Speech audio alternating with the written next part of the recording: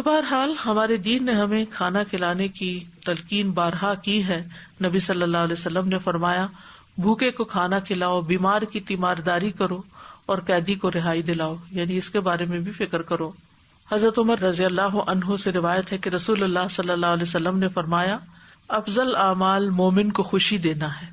تم اس کے سطر کو ڈھانپ دو, یعنی کپڑا پہنا دو, یا اس کا عیب چھپا دو کوئی, یا اس کی بھوک کو سیر کر دو, یعنی کھانا کھلا دو, یا اس کی ضرورت کو پورا کر دو. یہ سب کیا ہیں؟ افضل اعمال میں سے ہیں. اسی طرح ابن عمر کہتے ہیں کہ ایک آدمی نبی صلی اللہ علیہ وسلم کے پاس آیا اور کہا اے اللہ کے رسول, کون سے لوگ اللہ کو زیادہ محبوب ہیں اور کون سے اعمال اللہ کو زیادہ پسند ہیں؟ تو رسول اللہ صلی اللہ علیہ وسلم نے فرمایا وہ لوگ اللہ تعالیٰ کو زیادہ محبوب ہیں جو دوسرے لوگوں کے لیے سب سے زیادہ فائدہ مند ہوں, جو فائدہ پہنچانے والے ہوں. اور اللہ عز و جل کے نزدیک سب سے زیادہ پسندیدہ اعمال یہ ہیں کہ کسی مسلمان کو خوش کر دیا جائے, یا اس سے کسی تکلیف کو دور کر دیا جائے, یا اس کا قرضہ ادا کر دیا جائے, یا اس سے بھوک دور کر دی جائے. یعنی دل خوش کر دینا, تکلیف دور کرنا, قرضہ ادا کرنا, بھوک دور کرنا, یہ محبوب عمل ہے جو انسان کر سکتا ہے اللہ کو راضی کرنے کے لیے اور اللہ کی محبت میں. حمزہ بن صہیب اپنے والد سے روایت کرتے ہیں, وہ کہتے ہیں کہ عمر رضی اللہ عنہ نے صہیب سے کہا تم اچھے آدمی ہو, کاش تم میں 3 نامناسب صفات نہ ہوتی. صہیب کہنے لگے وہ کون سی ہیں؟ حضرت عمر نے کہا کہ تم نے کنیت رکھی ہوئی حالانکہ تمہاری اولاد نہیں, تم عربوں کی طرف منسوب ہو حالانکہ تم رومی ہو, اور تم کھانا کھلانے میں اسراف سے کام لیتے ہو.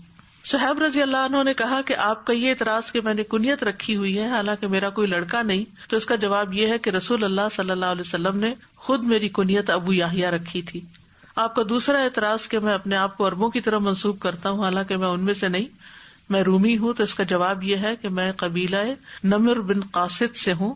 رومیوں نے مجھے موصل سے قید کر لیا تھا, میں اس وقت نوجوان تھا اور اپنا نسب پہچانتا تھا, یعنی میں اصلاً عرب ہوں. پھر وہ چلے گئے روم کی طرف. تو پھر اور آپ کا یہ اعتراض کہ میں کھانا کھلانے میں اسراف کرتا ہوں, تو میں نے خود رسول اللہ صلی اللہ علیہ وسلم کو فرماتے ہوئے سنا کہ تم میں سے بہترین ہے وہ شخص جو کھانا کھلائے. اور اللہ سبحانہ تعالیٰ کھانے کے ایک لقمے کو بھی کس طرح پالتے ہیں, کتنی خوبصورت. یعنی کہ ہم عام طور پر جب کھلا رہے ہوتے ہیں یا اہتمام کر رہے ہوتے ہیں ایون گھر والوں کا, اب یہ جو ہے نا کھانا کھلاؤ, اپنے بچے کو بھی کھلانا, ماں اپنے بچے کو دودھ پلاتی ہے یا پکاتی ہے یا کھلاتی ہے, تو یہ سب اس میں شامل ہو جاتا ہے, اور اس سے وہ کھانا پکانے کی جو مشقت ہے وہ دور ہو جاتی ہے جب انسان اتنا بڑا اجر اور ریوارڈ سنتا ہے. رسول اللہ صلی اللہ علیہ وسلم نے فرمایا بے شک اللہ تم میں سے ایک کی کھجور اور لقمے کو اس طرح بڑھاتا اور پھلاتا ہے جیسے تم میں سے کوئی آدمی اپنے گھوڑے کے بچھیرے کو بڑھاتا پھلاتا ہے, یہاں تک کہ وہ احد پہاڑ کے برابر ہو جاتا ہے. اسی طرح ہانی بن یزید کہتے ہیں کہ میں نے کہا اللہ کے رسول کون سی چیز جنت کو واجب کرتی ہے؟ آپ نے فرمایا تم عمدہ کلام کرو اور کھانا کھلانے کو لازم پکڑ لو. پھر اسی طرح جنت کے درجات بلند کرنے والی 3 چیزیں ہیں. نمبر 1 کھانا کھلانا, سلام پھیلانا, رات کے وقت جب سو رہے ہو لوگ تو نماز پڑھنا, اور پھر یہ کہ ہر تر جگر والے کو کھلانے پلانے کا اجر ہے. ہر تر جگر والا, ہر تر جگر والا مطلب کیا ہے کہ لیونگ بینگ, یعنی انسان ہو, چڑیا ہو, پرندے ہو, کوئی بھی مخلوق ہو.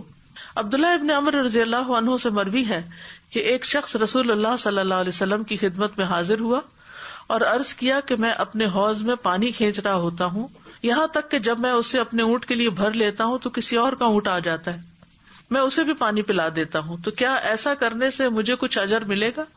آپ نے فرمایا ہر پیاسی جان کے ساتھ ہمدردی کرنے میں اجر ہے, یعنی چاہے کسی کا اونٹ ہو یا اپنا ہو, کیونکہ بعض اوقات انسان کہتے ہیں نا کہ میں نے تو اپنی ذمہ داری پوری کر لی, اپنا فرض پورا کر لیا, مائی جاب ڈن, لیکن یہ کہ اس سے ایکسٹرا کرنا جو ہے وہ انسان کے ایکسٹرا درجے بھی بڑھانے کا باعث بنتا ہے. اسی طرح جنت کے خوبصورت گھروں کا وعدہ ہے اس شخص کے لیے جو کھانا کھلائے. رسول اللہ صلی اللہ علیہ وسلم نے فرمایا بے شک جنت میں ایک منزل ایسی ہے جس کا اندر اس کے باہر اور اس کا باہر اس کے اندر سے نظر آتا ہے. ابو موسیٰ اشعری نے پوچھا اللہ کے رسول وہ کس شخص کو ملے گی؟ آپ نے فرمایا جو گفتگو میں نرمی کرے, کھانا کھلائے, اور رات کو جب لوگ سو رہے ہوں تو اللہ کے لیے قیام کرے, یعنی ایک طرف اللہ کا حق ادا کرے, دوسری طرف آرام سے بات کرے, اور تیسری طرف کھانا کھلائے. اور جہاں تک سلام کا تعلق ہے تو سلام اللہ کے ناموں میں سے ایک نام ہے، اس نام کو عام کرنا چاہیے. یعنی جب ہم السلام کہتے ہیں تو ایک طرح سے ہم اللہ کا نام بھی لے رہے ہوتے ہیں. رسول اللہ صلی اللہ علیہ وسلم نے فرمایا، بے شک سلام اللہ تعالیٰ کے ناموں میں سے ایک نام ہے جسے اس نے زمین میں رکھا، تم سلام کو آپس میں پھیلاؤ. تو الحمدللہ مومن کی جو گفتگو ہوتی ہے اس کے آغاز میں ہی سلام ہوتا ہے، اور نیکیاں بڑھانے کا باعث ہے. اگر السلام علیکم کہیں گے تو 10 نیکیاں، ورحمۃ اللہ کا اضافہ ہو تو 20 نیکیاں، برکاتہ ہو تو پھر 30 نیکیاں. السلام آپس میں محبت بڑھانے کا ذریعہ ہے. جس گھر میں آپس میں لڑائی جھگڑا ہو، جس ہسبینڈ وائف میں لڑائی جھگڑا ہو، جس رشتے کے ساتھ، جس انسان کے ساتھ ہم کہتے ہیں اس کے ساتھ میری نہیں بنتی، تو اگر آپ سلام کرنا شروع کر دیں گے تو سلامتی کی دعا دیتے دیتے اس کے اندر بھی تبدیلی آ جائے گی، اور اس کے دل میں بھی فرق پڑے گا اور تعلقات بھی ٹھیک ہو جائیں گے. کیونکہ سلام جو ہے اس میں کیئر بھی ہے، اس میں دعا بھی ہے، اس میں دوسرے کا علاج بھی ہے اور محبت بھی عام ہوتی ہے. رسول اللہ صلی اللہ علیہ وسلم نے فرمایا، سلام پھیلاؤ تم سلامت رہو گے. یعنی پھر آپس میں نفرتیں نہیں ہوگی، ایک دوسرے کے ساتھ ناراضگیاں نہیں ہوگی، ایک دوسرے سے انسان کا تعلق اچھا ہوگا. آپ صلی اللہ علیہ وسلم نے فرمایا، تم جنت میں داخل نہیں ہو سکو گے جب تک ایمان نہ لاؤ، اور تم ایمان نہیں لا سکتے جب تک آپس میں محبت نہ کرو. کیا تمہیں ایسی بات نہ بتا دوں کہ جب تم اس پر عمل کرو گے تو تمہارے درمیان محبت پیدا ہو جائے گی. آپس میں سلام کو عام کرو. اور اس میں بھی یہ ہے کہ پہل کرنی چاہیے، پہل کرنے والے کے لیے زیادہ ثواب ہے. پھر بچوں کو بھی سلام کرنا چاہیے. یعنی ہم بعض اوقات اپنے سے بڑوں کو یا جن کا ہم احترام کرتے ہیں ان کو تو ہم خیال کرتے ہیں سلام کرنے میں، لیکن بچے وغیرہ یا اپنے سے رتبے یا حیثیت یا عمر میں کم جو ہیں ان کی طرف کم بڑھتے ہیں تو ان کو بھی سلام کرنا چاہیے. حتیٰ کہ خالی گھر میں داخل ہوتے وقت بھی سلام کرنے کا حکم ہے. السلام علینا وعلی عباد اللہ الصالحین. پھر مجلس میں آتے جاتے وقت، اور پھر سب سے بڑا بخیل وہ ہے جو سلام کرنے میں بخل کرے. ابو ہریرہ رضی اللہ عنہ نبی کریم صلی اللہ علیہ وسلم سے روایت کرتے ہیں، آپ صلی اللہ علیہ وسلم نے فرمایا، چھوٹا بڑے کو، چلنے والا بیٹھنے والے کو، اور چھوٹی جماعت بڑی جماعت کو سلام کرنے میں پہل کرے. تو اس کی کیا حکمت ہے؟ اصل میں چھوٹے کے اوپر لازم ہے کہ بڑے کا احترام کرے، بڑے کی تعظیم کرے، اور اس کے سامنے تواضع اختیار کرے، اس کو اچھے لقب سے، اچھے نام سے پکارے، سلام میں پہل کرے. اسی طرح جو چھوٹی جماعت ہے اس کے لیے ضروری ہے کہ وہ بڑی جماعت کو سلام کرے.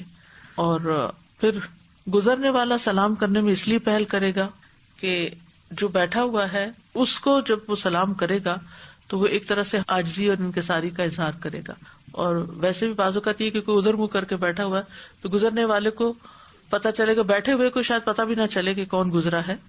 اور سوار بھی اسی لیے سلام میں پہل کرے گا کہ اس کے اندر کوئی تکبر نہ آ جائے کہ میرے پاس تو گاڑی ہے اور یہ پیدل جا رہا ہے. اور تو یہ بھی ایک تواضع کی بات ہے.